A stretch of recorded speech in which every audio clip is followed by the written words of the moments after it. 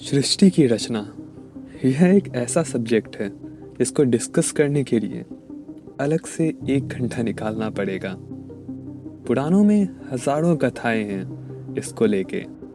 सारी कहानियां अलग अलग चीजें बताती है। हाँ, ब्रह्मदेव ने सृष्टि की रचना की थी, ऐसा बहुत सारे ग्रंथों में कॉमन है। बहुत सारों में, सब में नहीं। वहीं जितने भी मुख्य उपनिषद हैं उनमें ब्रह्मदेव का कोई वर्णन तक नहीं है। उनमें क्रिएशन को एक अलग तरीके से बताया गया है। वहीं ऋग्वेद के 10वें मंडल की 129वें सूक्त में सृष्टि की रचना का सबसे सुंदर वर्णन मिलता है। मैं हिंदी में समझाता हूँ। तब ना तो कोई अस्तित्व था और ना ही गैर अस्तित्व, ना तो अंतरिक्ष था और ना ही उससे परे जो कुछ है वह क्या था, कहाँ था, किसके संरक्षण में था। तब ना तो मृत्यु थी और ना ही अमरता, ना रात और ना ही दिन में कोई भेद।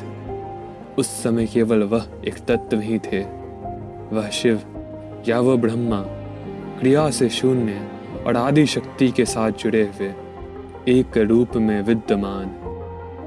अंधेरा अंधेरे में छिपा था, जल की भांति एक अनादि पदार्थ था जिसका कोई रूप नहीं था।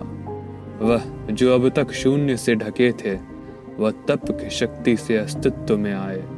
वास्तव में कौन जानता है, यहाँ कौन हमें ठीक ठीक बता सकता है कि कब और कैसे इस आश्चर्यजनक सृष्टि की उत्पत्ति हुई, क्योंकि स्वयं देवताएं भी तो रचना के बाद आए। फिर कौन जानता है कि ये सब कहाँ से आया। संभवतः परमेश्वर ने इसे बनाया हो, या शायद नहीं। शायद ये स्वयं बना, या शायद नहीं। केवल वही जानते हैं जो परात परम है, इन सब के अध्यक्ष हैं। केवल वही जानते हैं, या शायद वे भी नहीं। वैदिक ऋषि भी इस बात को मानते हैं कि इस पे वाद विवाद व्यर्थ है कि सृष्टि की रचना कैसे या क्यों हुई, क्योंकि हम बस एज्यूम कर सकते हैं खुद को संतुष्ट करने के लिए, उससे अधिक और कुछ नहीं। इसी कारण अलग अलग ग्रंथ में अलग अलग कथाएं सुनाई गई, बस लोगों के संतुष्टि के लिए। और इन्हीं में से एक कथा कुछ इस प्रकार की है। सृष्टि के शुरुआत से पहले हर जगह केवल एक तत्व था, जो जल की भांति एक अनादि पदार्थ था जिसका कोई रूप नहीं था। तब ना तो समय था और ना ही स्पेस, और जहाँ समय ही नहीं है वहाँ अंत और शुरुआत भी नहीं होगी। जहाँ स्पेस ही नहीं है वहाँ नज़दीक या दूर, यहाँ या वहाँ, यह भी नहीं होगा। तो वह समुद्र रूपी तत्व अनादि अनंत था, हर जगह केवल वही था। इस तत्व को हम तंत्र में सदाशिव कहते हैं। हालांकि ऋग्वेद के उस सूक्त में शिव या ब्रह्मा का कोई वर्णन नहीं था, लेकिन तब भी मैंने ऐसा बताया क्योंकि जैसा मैं इसे समझता हूँ, यहाँ उन्हीं शिव का जिक्र किया जा रहा था जो शक्ति के साथ जुड़े हुए थे, अर्धनारीश्वर रूप में विद्यमान। वही शून्य हैं, वही परम तत्व हैं जिनसे इस संसार की उत्पत्ति हुई। इसलिए यजुर्वेद में भी शिव को संसार सारम कहा गया है, अर्थात संसार के सार, उसके मूल तत्व।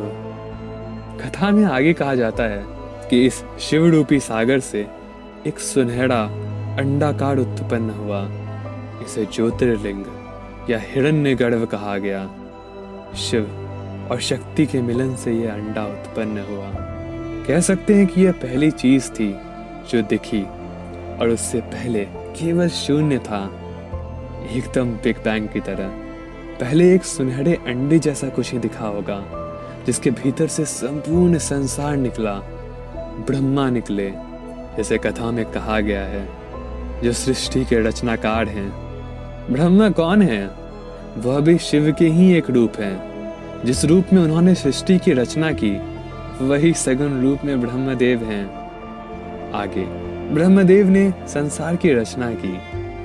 रचना की नींव तो रख दी गई थी, लेकिन कोई लॉ एंड ऑर्डर नहीं था। कमी थी तो बस शक्ति की, विद्या शक्ति की, ज्ञान की। देवी सरस्वती की।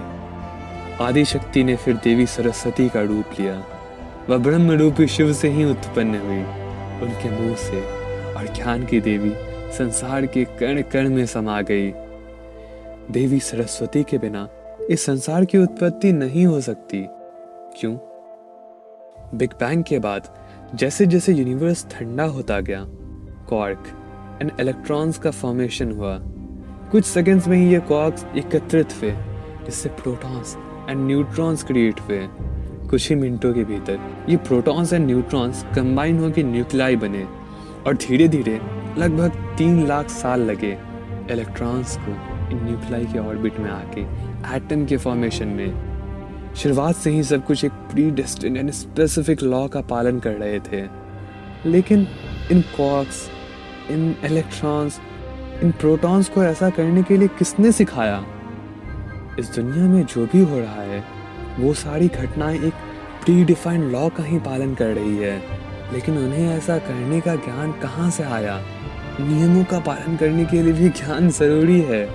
अगर 2 केमिकल्स को मिलाया जाता है, एग्जाम्पल 2 हाइड्रोजन एटम्स और एक ऑक्सीजन एटम को, तो वह एक सर्टेन प्रोपोर्शन में इंटरेक्ट करते हैं और एक सर्टेन कंपाउंड का ही फॉर्मेशन करते हैं।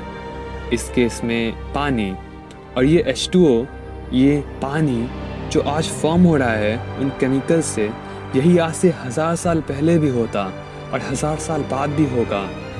सवाल यह है कि इन्हें ऐसा करना कौन सिखाता है? किसने इन्हें ये नियम सिखाए? पानी को जब ठंडा किया जाता है तो वह बर्फ बन जाता है। किसने उसे ये करना सिखाया? अगर उसमें पहले से यह विद्या नहीं है तो सेम रिएक्शन हर बार क्यों होता है? इसे किसी ने भी ऐसा करना नहीं सिखाया।